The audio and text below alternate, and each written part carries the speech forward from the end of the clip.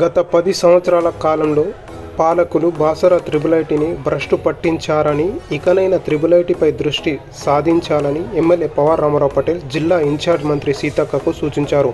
శుక్రవారం మంత్రి సీతక్క త్రిబుల్ ఐటీలో అధికారులతో సమీక్షించిన సందర్భంగా ఆయన మాట్లాడారు.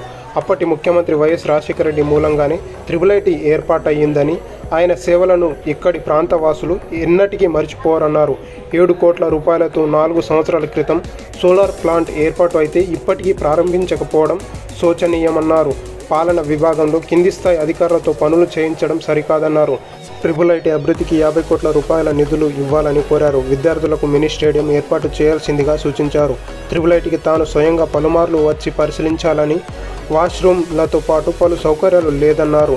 ట్రిబుల్ ఐటీ అవకతవకలపై విచారణ జరిపించాలని కోరారు.